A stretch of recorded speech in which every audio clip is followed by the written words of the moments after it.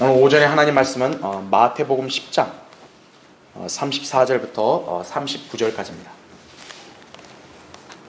오늘날 세상과 또 이 배교한 교회들은 이렇게 예수 그리스도와 진리에 대해서 대단한 착각을 갖고 있습니다. 우리도 마찬가지로 예수 그리스도를 믿고 진리를 따르는 것이 그 본질이 뭔가를 오늘 우리가 설교를 통해 잘 이해하고 깨달아야 됩니다. 자, 10장 여기 34절부터 39절 받들어 읽겠습니다. 내가 땅 위에 화평을 주러 온 줄 생각하지 말라 하죠. 나는 화평을 주러 온 것이 아니라 칼을 주러 왔노라 하죠. 내가 온 것은 사람이 그 아버지와 딸이 그 어머니와 며느리가 그 시어머니와 서로 대적하게 하려 함이니라. 사람의 원수들은 그의 가족 중에 있으리라. 아버지나 어머니를 나보다 더 사랑하는 사람은 나에게 합당치 아니하고 아들이나 딸을 나보다 더 사랑하는 사람도 나에게 합당치 아니하며 또 자기 십자가를 지지 않고 나를 따르는 자도 나에게 합당치 아니하니라. 자기 생명을 찾는 사람은 잃을 것이요 나로 인하여 자기 생명을 잃는 사람은 찾을 것이라. 이렇게 말씀하고 있죠. 설교의 제목 진리의 아이러니입니다. 진리의 아이러니. 참 아이러니하죠. 그렇죠? 오늘 이 제목으로 말씀을 전하겠습니다. 아이러니란 기본적으로 표현의 효과를 높이기 위해서 실제와는 정반대의 말을 하는 것을 뜻하는데 우리말의 역설이란 단어와 상응합니다. 그런데 아이러니란 단어에는 인생의 어떤 사건이나 현상에 관해 기대되는 예상과 완전히 다른 결과가 나타났을 때 그로 인한 모순이나 부조리 등을 의미할 때 사용하기도 한다 이거죠. 말하자면 우리가 흔히 어떤 의도나 계획에 따라 일이 일어날 것을 기대를 했는데 정작 결과가 정반대로 나타나게 되면 참 아이러니하다라는 말을 우리가 쓰는 경우라 볼 수 있겠죠. 그렇죠? 여러분도 이제 그런 말을 사용하신 경우가 있을 거예요. 자, 이 세상에서 진리를 부정적으로 인식하는 사람이 누가 있겠습니까? 진리는 절대적이고 보편적으로 옳은 이치라는 점을 누구나 공감하고 그 진리를 거부하는 사람은 오히려 비정상적이라고 해야 마땅하죠. 그렇죠?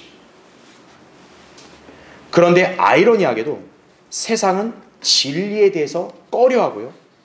또 혐오하고요. 급기야 거부하고 있습니다. 진리는 보편적으로 누구나 인정해야 되는 건데 그러니까 받아들여야 되는 건데 오히려 거부하더라 이거죠. 이 진리는 바로 예수 그리스도시죠. 요한복음 14장 6절에 나온 말씀입니다.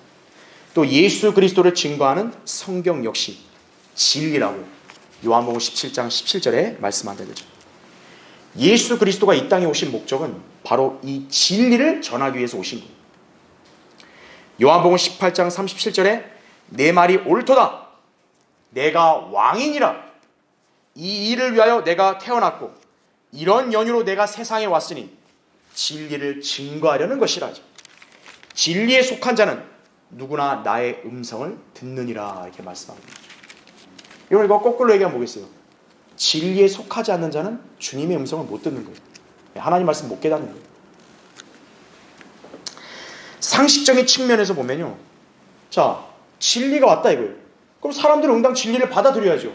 그렇죠? 하지만 세상은 예수 그리스도를 믿지 않고 오히려 미워하더라 이거죠. 그 이유는 이 세상이 예수 그리스도께 속하지 않았기 때문입니다. 요한복음 17장 14절에 나온 말씀입니다.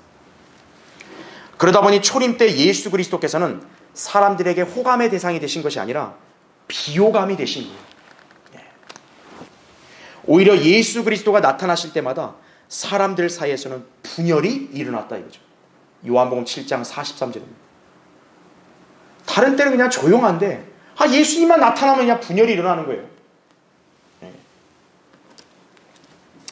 그래서 예수님께서는 내가 땅에 화평을 주러 왔다고 생각하느냐? 내가 너희에게 말하노니 아니라 오히려 분쟁케 하러 왔노라. 이렇게 누가복음 12장 51절에 말씀하신 것입니다. 이것이 진리의 아이러니입니다. 그런데 오늘날 배교한 교회들은 예수 그리스도께서 오신 목적과 사역의 본질, 그리고 진리의 특성을 완전히 왜곡시키고 있습니다. 이들은 예수님이 세상의 이웃사랑을 실천하시려고 자신을 낮추어서 이 땅에 오신 점을 강조하는 거예요. 예수님의 겸손, 온유, 용서하심, 이걸로 세상을 포용하시고 구원하셨다는 식으로 주장을 한다 이거죠. 이들은 예수님이 평화를 위해서 이 땅에 오셨고 이제는 교회가 예수님의 사랑과 화평을 대신 이루는 것이 마치 사역인 양 호도하고 있다 이거죠. 그러니까 예수님에 관해서 얘기할 때는 좋은 것만 얘기해야 되나 이거죠. 사람들이 듣기 좋고 사람들이 기분 좋게 하고 그런 것만 생각한다 이거죠. 교회가 그런 일을 해야 되는 걸로 알고 있는 거예요. 이것이 작금의 후천년주의, 무천년주의를 신봉하는 교회들의 실상이다 이거죠. 이들은 세상으로부터 외면당하고 비방당하는 것을 극도로 무서워한다 이거죠. 이러한 자들이 지금 예수님께서 하신 말씀의 진리를 깨달을 수 있겠습니까? 왜 성경대로 믿는 그리스도인들이 복음을 전할 때 세상은 웅성거리고 수군거리며 조롱하고 급기야 방해도 하고 혐오하는 것인가 이거죠. 여러분, 우리가 죄인들에게 시비 걸라고 복음 전하는 거예요? 우리가 저 사람들하고 싸움 하려고 지금 우리가 복음 전하냐고요? 우린 죄인들에게 영생을 전하는 것인데요. 왜 그들은 우리를 그렇게 대하는가 이거예요. 우리가 한글 킹제임스 성경과 성경적 교리와 바른 신학을 전하며 가르치는데 왜 세상과 특히 일반 교회들은 마치 경기를 일으키듯 발끈하고 피하려고 도망가고 이러고 하는 것인가 이죠. 왜 우리를 마치 싸움을 일으키는 원흉인 것처럼 몰아가는 것인가 이거예요. 우리야말로 진정한 예수 그리스도와 진리의 말씀을 전하고 있다는 증거예요. 그렇게 여러분 이해하시면 됩니다. 그렇다면 주님을 올바로 믿고 섬기기 위해서 그럼 누구의 편에 서서 신앙생활을 해야 되는 것인가 이거예요. 그냥 사이좋게 모든 사람들이 끼리끼리 어울리는 그런 세상의 편에 설 것인가요? 비록 세상으로부터 외면당하고 박해를 받고 거부당해도 예수 그리스도의 편에 설 것인가요? 우리는 그 답을 정확히 알고 있다 이거죠. 오늘 본문은 예수 그리스도께서 지상사역하실 때 그분을 믿고 따르는 제자들에게 하신 역설적인 말씀입니다. 예수님을 믿으면 만사형통이거나 또 가정과 사회가 화목하게 되는 것이 아니라 오히려 가족끼리도 나누어지는 그런 사태가 벌어지는 것입니다. 그리스도인은 주님께서 명령하신 말씀에 순종하여 그분과 함께 십자가를 지고 세상으로부터 박해와 고난을 받을 각오를 해야 되는 것입니다. 그것이 무서워서 진리를 전하고 믿고 실행하는 것을 이렇게 숨기고 타협한다 이거죠. 그럼 그 사람은 주님의 제자가 될 수 없는 것이에요. 이게 진리의 아이러니라 이거죠. 참된 성도는 예수 그리스도를 믿는 대가로 이생의 안녕과 평화를 요구하는 사람이 아닙니다. 주님을 믿는 것은 이생의 안녕과 행복이 아니라 오히려 고난과 희생이 요구되는 것이. 오늘 주님 말씀했잖아요. 십자가를 지하고 나를 따르는 자는 합당치 않다 이거예요. 그럼 이 진리를 누가 따를 수 있겠는가 이거예요. 진가를 아는 사람은 따르는 거예요. 그게 누구겠어요? 바로 진리를 아는 우리 그리스도인밖에 없다 이거죠. 여러분은 그런 성도로 살아야 한다 이거죠. 오늘 설교의 주제는 예수 그리스도의 말씀을 오해하지 말라 이거예요. 살펴보겠습니다. 첫 번째, 나는 화평을 주러 온 것이 아니라 칼을 주러 왔노라 이거죠. 다시 여러분 34절부터 36절을 보세요. 내가 땅에 화평을 주러 온 줄 생각하지 말라. 나는 화평을 주러 온 것이 아니라 칼을 주러 왔노라. 내가 온 것은 사람이 그 아버지와 딸이 그 어머니와 며느리가 그 시어머니와 서로 대적하게 하려 함이니라. 사람의 원수들은 그의 가족 중에 있으리라. 이렇게 말씀하는 거죠. 어떻게 보면 참 충격적이지 않습니까? 그렇죠? 성경의 무지한 자유주의자들은 세계 평화와 사랑을 외치고 있지만 예수님께서는 칼을 말씀하신 거예요. 그러면서 주님으로 인해 사람들이 서로 나뉠 것을 말씀하셨습니다. 그것도 가장 가까운 가족들 간에 분리될 수도 있다고 그렇게 미리 경고하신 것입니다. 이 말씀 자체만 보면 예수님은 평화주의자가 아니심을 우리는 다 알 수 있는 거예요. 그렇죠? 예수님 때문에 어떤 거예요? 가장 가깝고 가장 화목해야 될 가정이 분리되는 거예요. 어떻게 보면 예수님은 일종의 트러블 메이커처럼 보일 수도 있는 거죠. 그렇죠? 따라서 예수 믿으면 만사형통이니 무슨 행복과 평안이 이런 걸 외치는 것은 무지의 소치일 뿐이에요. 예수 그리스도의 탄생에 대한 소식을 전했던 천사가 이렇게 외쳤죠. 땅에는 화평이요 사람들에게는 호의로다. 누가복음 2장 14절. 그러나 본문에서는 예수님께서 결코 그 목적으로 이 땅에 오신 것이 아니라고 말씀하십니다. 왜 그럴까요? 그분께서 이 땅에서 화평을 이루시기 위해서는 그 전에 선행되어야 될 게 바로 의를 먼저 이루셔야 되는 거예요. 화평보다 의가 앞서는 거예요. 자, 그럼 이것이 언제 이루어지는 것인가요? 바로 재림 때 이루어진다 이거죠. 그때 주님께서는 분명히 이 세상의 화평의 통치자로 오실 것이지만 그 전에 자신을 거부하고 반대하는 자들을 먼저 멸하실 것이다 이거죠. 예수 그리스도는 화평보다 먼저 심판을 행하시는 분입니다.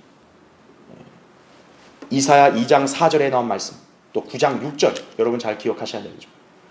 화평의 통치자로 이제 장차 재림 때 오신다 이거죠. 그게 되기 위해서 먼저 세상을 의로 심판하신다 이거죠.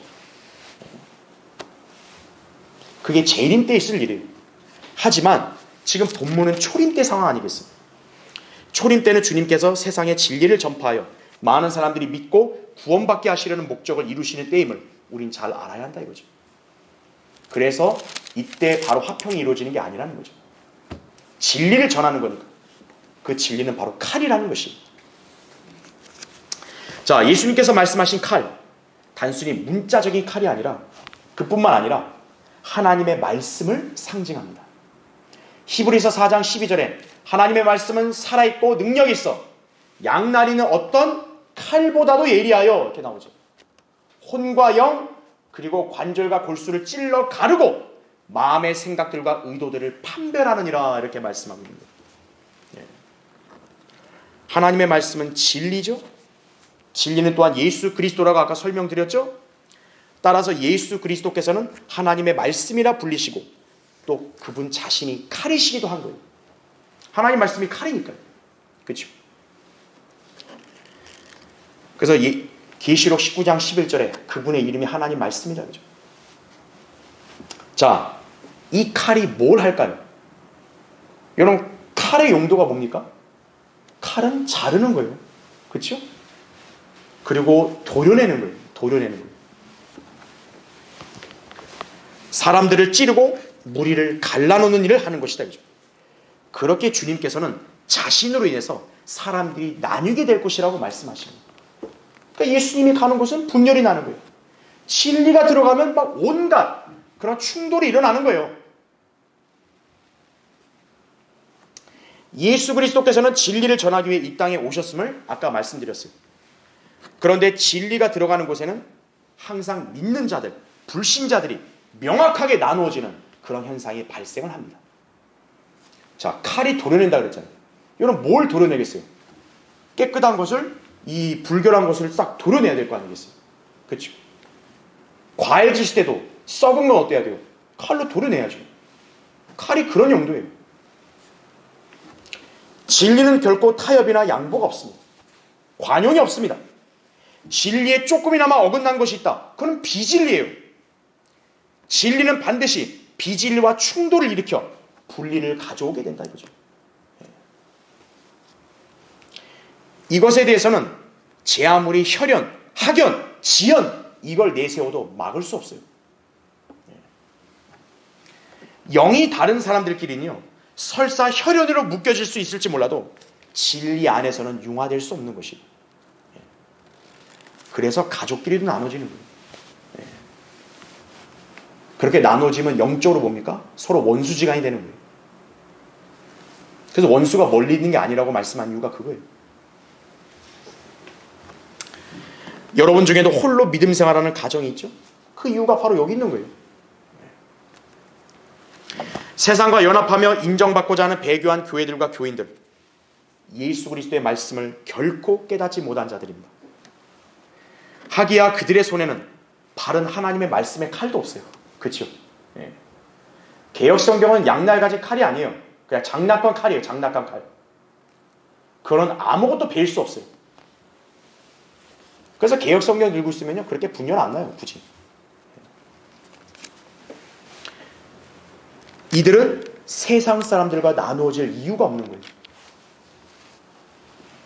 주님과 세상의 관계는 결코 조화를 이룰 수가 없습니다. 자, 그 이유를 제가 몇 가지를 들어 설명을 드리면, 첫 번째, 예수님께서는 누가복음 12장 51절부터 53절 이렇게 말씀하셨습니다. 내가 땅에 화평을 주러 왔다고 생각하느냐? 내가 너희에게 말하노니 아니라 오히려 분쟁케 하러 왔노라.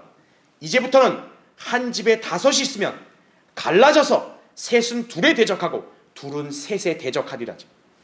아버지는 아들과 대적하고 아들은 아버지와, 어머니는 딸과, 딸은 어머니와, 시어머니는 며느리와, 며느리는 시어머니와 대적하여 갈라지더라 말씀하는 거죠.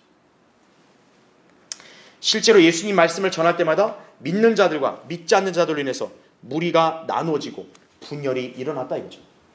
요한복음 9장 16절, 10장 19절에 나온다 이거죠. 자, 두 번째는요. 예수님께서는 세상이 너희를 미워하면 그것은 너희를 미워하기 전에 나를 미워한 것이 알라 이렇게 말씀했습니다. 만일 너희가 세상에 속한다면 세상은 자기 사람들을 사랑할 것이라. 그러나 너희는 세상에 속한 자가 아니요 내가 너희를 세상으로부터 선택하였느니라. 이로 인하여 세상이 너희를 미워하느니라. 요한복음 15장 18절 19절에 그렇게 말씀하셨다 이거죠. 그래서 진리를 가진 사람은요 세상에서 환대를 받는 게 아니에요. 믿지 않는 사람들이 호감을 갖는 게 아니에요. 이 점을 통해서 주님께 속한 자들이 누구인지를 우리는 단번에 알 수 있는 거예요. 자, 세 번째, 예수님께서는 세상을 위해서 전혀 기도하지 않으셨어요. 요한복음 17장 9절에 나옵니다. 단 5분도 기도하지 않으셨어요. 그분은 단지 세상에 있는 구원받는 자들, 그분의 자녀들을 보호해 주실 것, 또 우리가 그분 안에서 온전히 하나 될 수 있도록 기도하셨을 뿐이다 이거죠. 요한복음 17장 20절부터 23절에 나온 거죠. 교회는 세상과 성별되어 그리스도 안에서 하나가 되는 것이다 이거죠. 자, 바로 이 점이에요. 그래서 진리를 가진 성도 예수 그리스도는 세상과 조화를 이룰 수가 없는 거예요. 그래서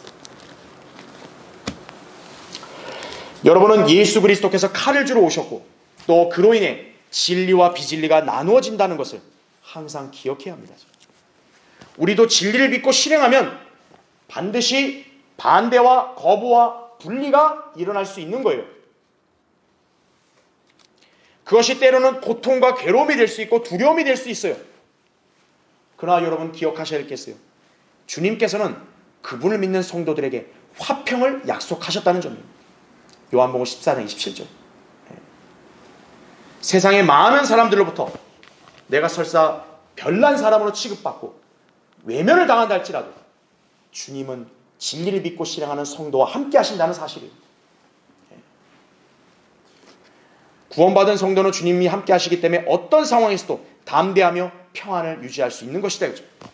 따라서 세상을 의지하거나 인간들이 갈망하는 평화에 기대지 말고 성경의 예언을 온전히 신뢰하며 늘 살아야 할 것이다. 그렇죠? 자, 예수 그리스도의 말씀을 오해하지 말라. 두 번째로, 자기 십자가를 지지 않고 나를 따르는 자는 합당치 아니하니라 말씀한 거예요. 여러분 거기 37절 38절 보세요. 아버지나 어머니를 나보다 더 사랑하는 사람은 나에게 합당치 아니하고 아들이나 딸을 나보다 더 사랑하는 사람도 나에게 합당치 아니하며 또 자기 십자가를 지지 않고 나를 따르는 자도 나에게 합당치 아니하니라 이렇게 말씀을 하고 있다 이거죠.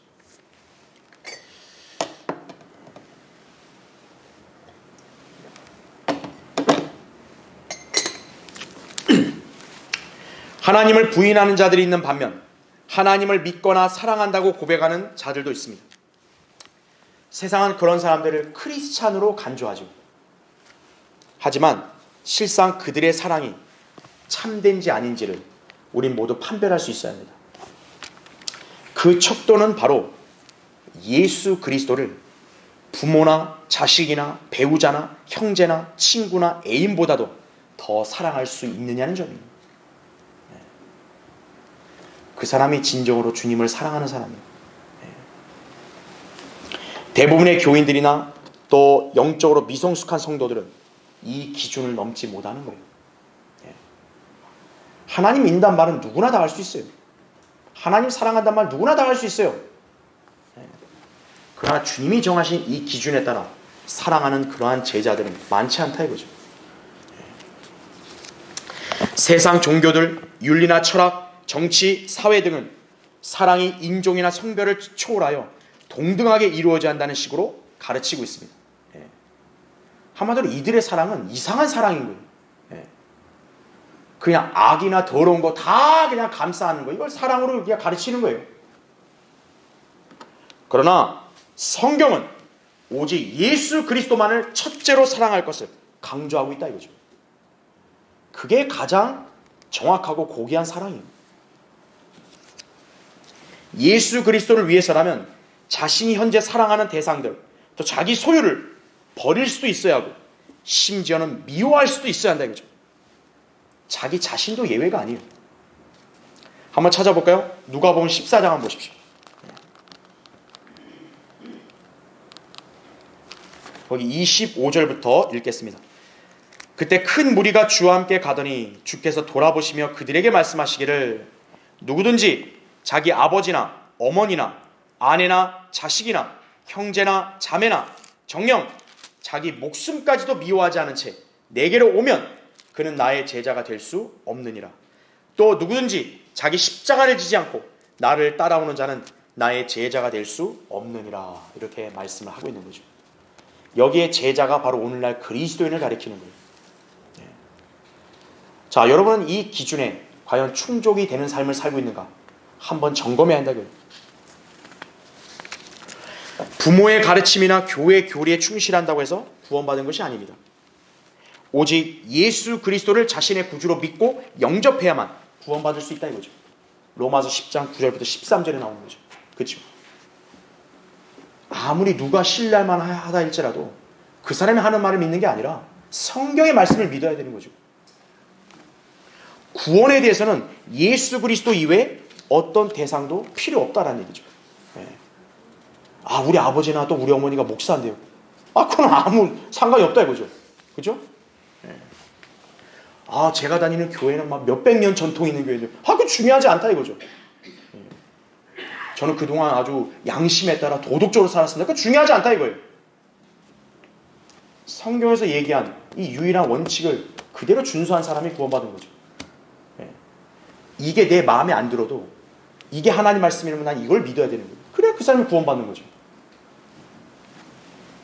이런 사람이 예수 그리스도가 어떤 분이신지를 알고 그분을 사랑할 수 있는 것이에요. 여러분, 알지 못하는 대상을 어떻게 사랑하겠어요? 그렇죠? 구원받지 못한 교인들이 예수 그리스도를 사랑한다고 말하는 것은요, 어불성설이에요. 자, 왜 예수 그리스도께서는 자신을 믿고 따르는 데 있어서 다른 예외적인 대상을 허용하지 않으신 것인가요? 그분이 곧 유일한 길이요 진리요 생명이기 때문에 그런 것이에요. 따라서 인간은 두 마음을 품거나 양자를 택할 수가 없다 이거죠.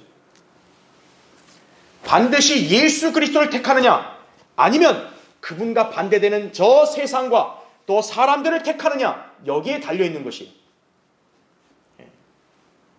아무리 여러분이 사랑하고 신뢰할 만한 가족이나 친척이나 지인이라 할지라도 그 사람이 예수 그리스도를 믿지 않는 사람이다 이거죠. 그럼 여러분은 그런 사람들 선택하면 안 된다 이거죠.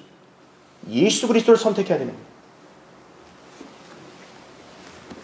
자, 근데 그게 쉬운 일이겠어요? 쉬운 결단이 아니에요. 그래서 주님은 자신을 따르려면 십자가를 져야 한다고 말씀하신 거예요. 그래서 그만큼 진리를 따르는 데 있어서요, 고통이나 괴로움이나 슬픔이나 박해 등이 있기 때문이다라는 얘기죠. 그냥 모든 사람들이 다 나를 좋아해주고 인정해주고 그러면서 내가 신앙생활하고 싶다. 그런 거 없다 이거예요. 진리의 본질은 그게 아니에요. 이 점을 이렇게 깨닫지 못하고 이 점을 따르지 않으면요, 그 사람은 성별할 수 없는 거예요. 그냥 타협하면서 사는 거예요. 예수 그리스도를 진정으로 사랑하며 따르려면 먼저 그분보다 더 사랑했던 대상이나 어떤 물건이나 또 어떤 소유가 있다, 그걸 포기해야 하는 거예요. 그것이 무엇보다 만약 자기 자신이다 이거예요. 그러면 어때요? 자기 자신도 부인해야 된다 이거죠. 그래야 예수 그리스도를 첫째로 사랑할 수 있는 거예요. 세상은 어떻게 가르칩니까? 여러분 자신을 사랑하라고 가르치죠. 여러분 자신을 소중히 여기라 가르치죠. 성경의 가르침은 정반대예요. 자기를 부인하고 십자가를 져야 한다고 말씀한다 이거죠. 누가복음 9장 23절에 나온 말씀이 그거죠. 누구든지 나를 따라오려거든 자기를 부인하고 날마다 자기 십자가를 지고 나를 따르라 이렇게 말씀하는 거예요.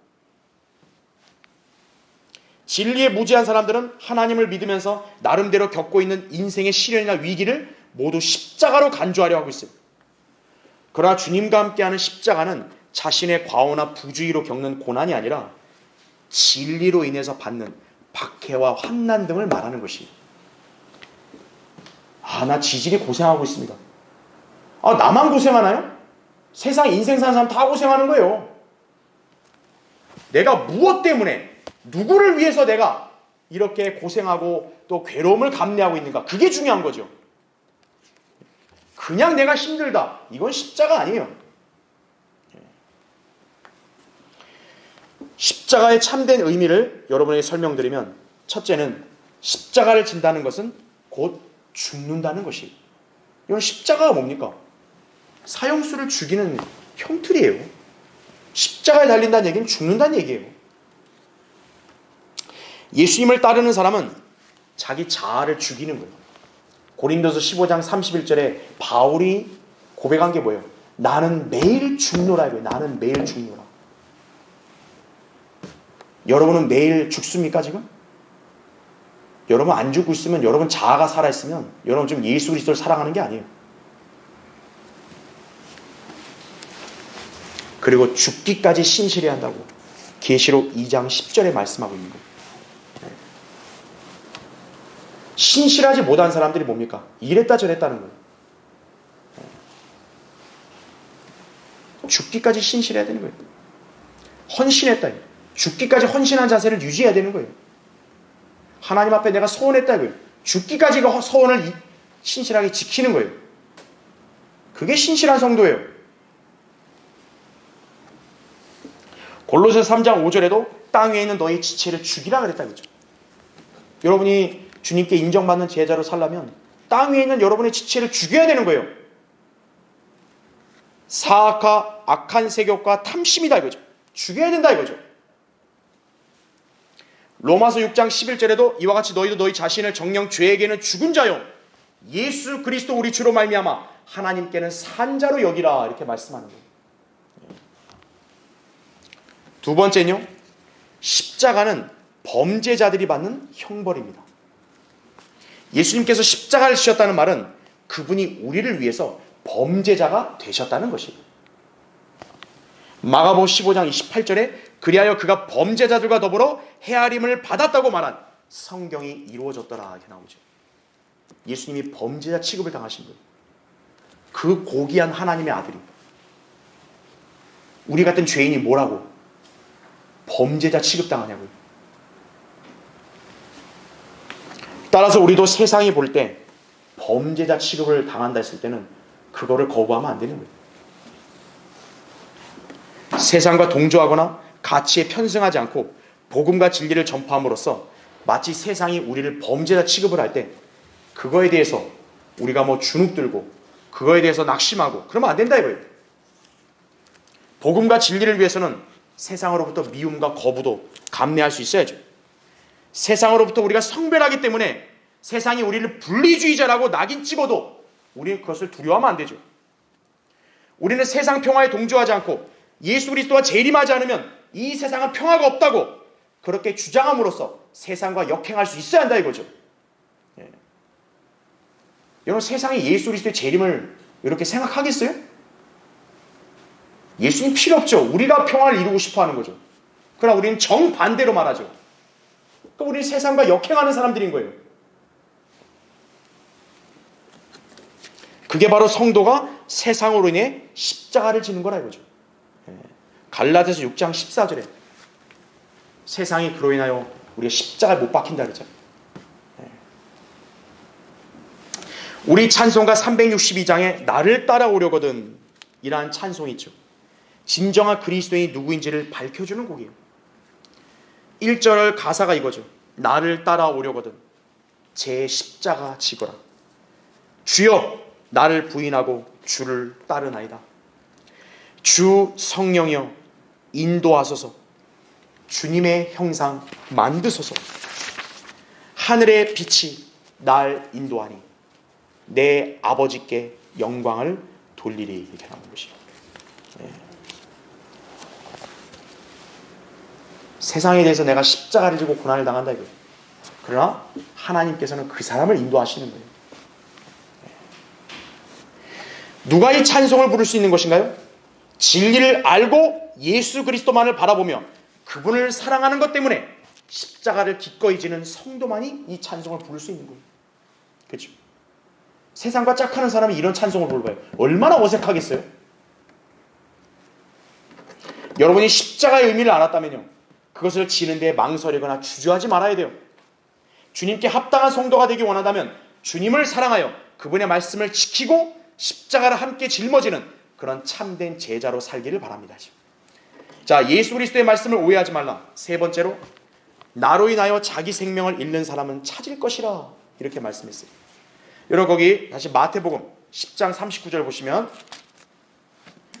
이렇게 기록되어 있죠. 자기 생명을 찾는 사람은 잃을 것이요 나로 인하여 자기 생명을 잃는 사람은 찾을 것이라 말씀합니다. 어떻게 보면 이게 좀 논리적으로 안 맞는 것 같지 않아요? 그렇죠?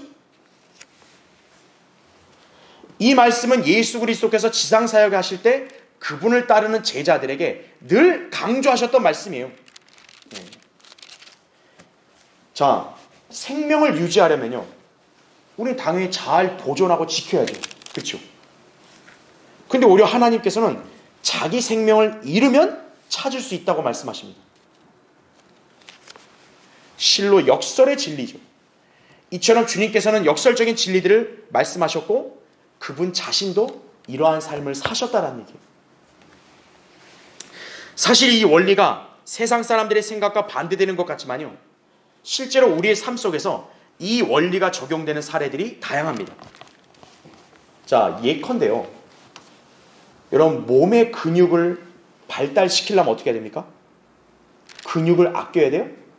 아니죠. 근육을 잘 써야 되죠. 여러분 병원에 있는 환자들이 왜 몸이 더 안 좋아지는 줄 아세요? 그냥 몸을 안 움직이고 가만히 누워있으니까 몸이 더 가는 거예요. 몸이 회복이 되려면 재활을 잘해야죠. 그렇죠? 아프다 힘들다 해서 가만히 있으면 그 몸은 더 죽어가는 거예요. 자꾸 움직여줘야 되는 거죠. 여러분 자동차나 기계도 어때요? 자꾸 써줘야 그 수명이 더 오래 가는 거죠. 묵히면 바로 녹쓰는 거예요. 그게 히브리서 12장 12절 13절에 나온 말씀이다 이거죠. 다친 사람들이 빨리 회복되려면 다친 부위를 자꾸 움직여줘야 되는 거예요. 돈을 많이 벌려면 어떻게 해야 돼요? 노랭이처럼 돈을 막 움켜쥐면 돈이 많이 버나요? 아니에요. 돈을 오히려 뿌리고 투자해야만 더 많은 수익을 얻을 수 있는 거죠. 그게 잠언 11장 24절 25절 말씀이다. 이와 마찬가지로 성도가 영원한 생명을 누리기 원한다면 주 예수 그리스도께 자신의 생명을 내어놓을 수 있어야 한다 이거죠. 자, 생각해 보세요. 우리가 구원받았을 때 이미 우린 예수님과 함께 십자가에 못 박혀 죽었죠. 그렇죠. 우리가 영생을 얻을 수 있는 건 뭡니까? 예수 그리스도가 자신의 생명을 내어놨기 때문에 우리가 영생을 얻은 거죠. 우리가 예수 그리스도를 믿었을 때 우리가 예수님과 함께 죽었기 때문에 어떤 거예요? 우리가 영생을 소유하게 된 것이죠. 우리 안에 예수 그리스도가 계심으로써 우린 마침내 영원한 생명을 이렇게 갖게 된 것이다. 그죠? 이것이 우리가 구원받았을 때 일어났던 영적인 변화입니다. 자, 예수 그리스도께서는 스스로 하신 이 말씀을 몸소 실천하셨습니다. 그분께서는 자신의 생명을 아끼지 않으셨죠.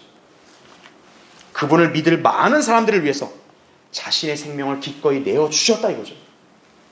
자, 한번 성경을 찾아볼까요? 요한복음 12장 한번 보세요.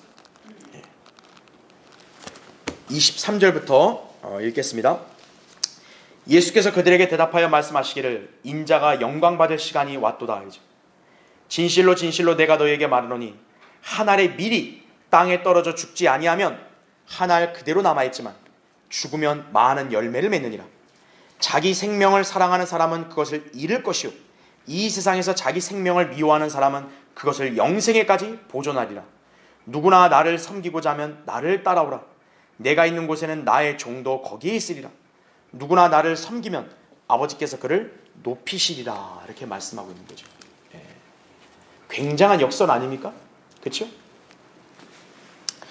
우리 주님은 모든 성도들을 위해서 자신이 한 알의 밀이 되신 것이에요. 이것이 바로 십자가의 원칙입니다. 예수 그리스도 한 분의 희생으로 하나님의 입장에서는요 엄청난 풍요를 거두신 것이에요. 마치 옥수수 하나를 가지고 심었더니 이후에 한 그루가 되고 그 한 그루가 적어도 서너 개 옥수수가 달리며 그 한 개에 적어도 300개 이상의 나달이 달린 것과 같은 기적인 것이다 이거죠. 그렇죠? 농사에 대해서 오늘 알고 있는 분들 잘 아시잖아요. 그렇죠? 씨를 만약에 땅에 안 심으면 어때요? 그 씨 하나만 있는 거예요. 그렇죠? 근데 그 씨가 땅에 심겨져 희생을 하면 많은 열매가 거기서 이제 생산이 되는 거죠. 예수 그리스도가 만약 안 죽으셨다. 그러면 안 죽을 수 있어요. 그럼 그분밖에 없는 거예요. 그러나 예수 그리스도가 하나의 밀로서 자신의 생명을 내어놓은 결과 많은 생명을 가진 그런 자녀들이 태어나게 된 거죠. 자, 이와 같은 원칙은 성도 각인의 삶에도 해당이 돼요. 우리가 주님께서 주신 영생을 풍성하게 누린 삶 살고 싶다면 자신의 육신을 매일 십자가에 죽이고 성령을 따라 말씀대로 살아야 한다 이거죠. 여러분이 육신을 따라 살면 그냥 여러분 자신밖에 남는 게 없는 거예요. 근데 여러분의 육신을 죽이는 걸로 희생하면 여러분은 성령을 통해서 영생을 누리는 풍성한 삶을 살게 되는 것이에요. 로마서 8장 13절에 너희가 육신을 따라 살면 죽을 것이나 성령을 통하여 몸의 행실을 죽이면 살리라 이렇게 말씀하는 거예요. 자, 그뿐만 아니라 그리스도인은 실제로 육신의 생명도 예수 그리스도로 인해 희생할 수 있다는 것을 알아야 합니다. 여러분, 우리는 누구 거예요? 여러분 자신의 것이 아니에요. 주님의 것이에요. 따라서 여러분은 주님이 원하시는 대로 살아야 되는데요. 때로는 주님께서 여러분을 하나의 밀로 사용하기를 원하실 때도 있다 이거죠. 근데 여러분이 그 하나님의 뜻을 거부하면 어떻게 되겠어요? 하나님의 계획이 이루어질 수 없는 거예요. 우리 중에 누군가를 하나님께서 하나의 밀로 쓰기 원하신다 이거예요. 너의 희생으로 내가 위대한 일을 하기 원한다 이거예요. 근데 여러분 그걸 거부하시겠어요? 아, 저는 그렇게 희생하기 싫다고. 거부하시겠냐고요? 여러분이 하나의 밀로서 헌신하고 주님께 드리면 여러분을 통해 풍성한 열매를 맺게 하실 수도 있는 거예요. 우리의 자세가 어떠해야 되냐 이거예요. 자기 생명을 아까워하여 주님의 뜻에 불순종한다면요, 그 사람은 그리스도인이라고 또 제자라고 불릴 자격이 없는 거예요. 남미 에콰도르에 이 아우카 부족이 있어요. 이 사람들에게 복음을 전하려고 선교하러 갔다가 주님의 품으로 간 짐 엘리엇이라는 선교사가 있다 그죠. 젊었을 때부터 이 형제는 신실한 믿음을 가졌고요. 특히 복음에 대한 남다른 열정이 있었던 이 사람은 아우카족이 너무 흉포해서 복음을 받지 못했다는 글을 읽자 마침내 선교사로 헌신해서 그 현지에 들어가겠다고 결심을 한 거예요. 그 혼에 대한 연민이 너무 강렬하니까요. 복음을 못 들어봤다니까. 주님, 저 부족이 주님께서 원하시는 구원을 받기 위해서라면 제가 가서 전하겠습니다. 하지만 그 후 몇 달간 소식이 끊기고 말았어요. 수색대가 그를 찾기 위해서 안간힘을 썼지만 마침내 찾은 것은 참혹하게 찢겨 죽은 그의 시체와 유품이었어요. 하나님의 일을 하겠다고 헌신했는데 전혀 이 사람은 개죽음을 당한 거예요. 여러분 볼 때는 이 사람 인생이 아까운 것 같으세요? 루크라는 잡지에는요, 이 사람의 이 참혹한 모습이 그대로 화보에 실렸어요. 온 나라가 경악하지 않았겠어요? 그 모습을 보고. 특히 짐 엘리엇의 아내는요, 억장이 무너지지 않았겠어요? 그런데요, 1년 후에 간호사 훈련을 받은 이 짐 엘리엇의 아내가요, 아우카족에게 들어간 거예요. 다행히도 이 여인은 몰랐지만요, 이 아우카족에는 하나의 정해진 불문율이 있는데 남자는 죽여도 여자는 죽이지 않는데요. 그러니까 이 아내가 간호사 훈련 받고 거기에 봉사하고 복음 전하러 들어간 거예요. 자, 5년 동안 이 짐 엘리엇 아내는 그들을 위해 헌신했다 이거죠. 이제 안식년이 되어서 이 여인이 돌아가려고 하자 추장이 파티를 열어줬고요. 그러면서 이 추장이 그녀에게 당신은 누구냐고 그렇게 물었어요. 그러자 이 여인이 이렇게 고백을 합니다. 5년 전에 당신들이 죽인 남자가 제 남편이라고. 그러나 하나님의 사랑 때문에 저도 여기까지 오게 되었다고. 그 이야기를 듣고 감명을 받은 아우카족은요, 그 부족 모두가 예수 그리스도를 구세주로 영접했다고 합니다. 자, 짐 엘리엇이 하나님의 밀이 안 됐다면 어땠을까요? 이러한 역사가 있었을까요? 젊은 나이에 개죽음 당했다고 여겼던 짐 엘리엇, 여러분 이거 개죽음이라고 보세요? 하나님 앞에서 가치 있는 희생이죠. 주님께서 만약 여러분에게 난 너의 생명을 원한다 그러면 어떡하시겠어요? 아유, 그건 안 돼요, 그건 안 돼요, 그건 안 돼요. 그냥 저 안 믿을래요. 이러실 거예요? 그리스도인이라면요, 자기를 부인하고 십자가를 져야 하는 사람이기 때문에 자기 생명을 주님이 원하신다면 내놓을 수도 있는 거예요. 그런데 주님은 그걸 공짜로 받는 게 아니에요. 그런 사람에게는 더 풍요로운 그런 삶을 약속하신 거예요. 그리스도인이란 말은 예수 그리스도의 증인이라는 뜻이에요. 여러분, 증인이 영어로 위트니스인데요, 이 뜻이 뭔지 아세요? 순교자란 말이에요. 순교자. 예수님을 따르며 증거하는 사람은 그분을 위해 목숨도 내놓을 수 있어야 한다는 것이에요. 그러기 위해서 우리는 죽기까지 신실하라는 주님의 명령에 순종해야 되는 거예요. 이게 단순한 말이 아니에요. 예수 그리스도 때문에 만약 여러분이 죽음의 위험에 처해 있다 이거예요. 그런데도 예수 그리스도를 부인하지 않고 그 희생을 기꺼이 감수할 수 있다. 그게 진정한 순교자예요. 그게 진정한 그리스도인이에요. 여러분은 그렇게 할 수 있는가요? 그렇다면 여러분은 진정으로 구원받아 영생을 소유한 그리스도인이라 불릴 수 있는 거예요. 그렇게 하지 못한다면 오늘을 계기로 해서 여러분은 나는 진정한 그리스도인이 되겠다고 하나님 앞에 결심해야 되는 거예요. 자기 생명과 자기 소유를 사랑하는 사람, 그런 사람은 예수 그리스도를 첫째로 사랑하는 사람은 아니에요. 자기가 잘못해서 생명을 잃은 사람, 그건 헛된 인생이죠. 자기 쾌락을 지으려고 막 온갖 짓을 하다가 사고당한 사람들, 미안한 얘기지만 그건 자기들 개죽음 당한 거예요. 자기가 자초한 거죠. 그러나 예수 그리스도를 위해서 자기 인생을 드릴 수 있는 성도, 그 사람의 인생은 가장 가치 있는 거예요.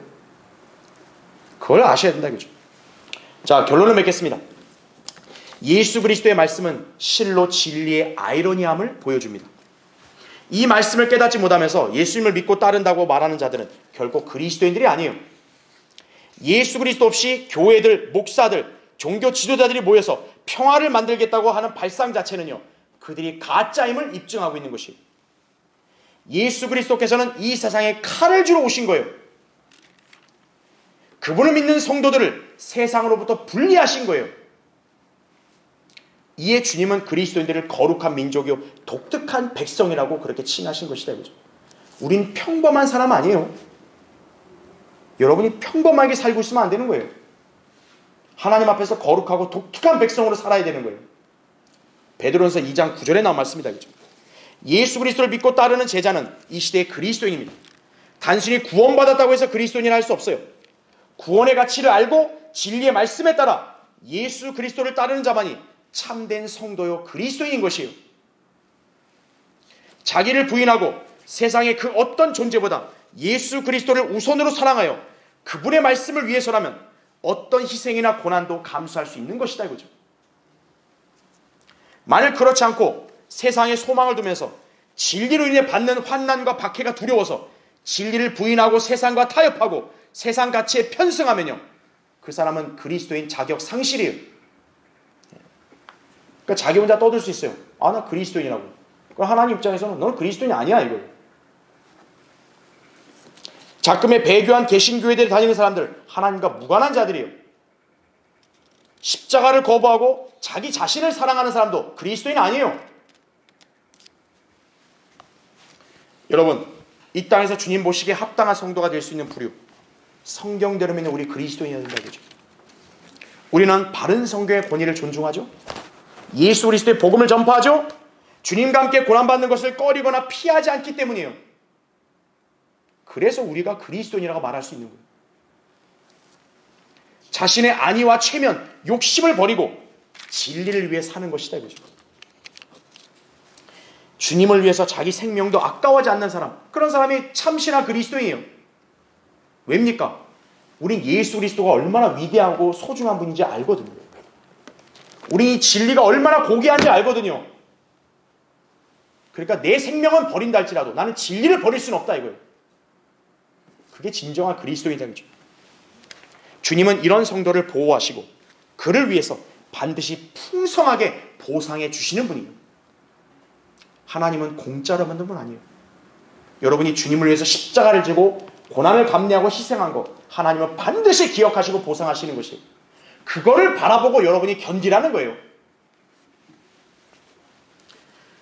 여러분은 예수 그리스도께서 하신 이 말씀의 진리를 잘 깨닫는 성도가 되어야 돼요. 이 사실대로 믿고 실행하는 참된 제자가 되어야 되는 것이죠. 그게 진리의 아이러니함의 의미를 아는 성도인 것이죠. 자, 기도하겠습니다.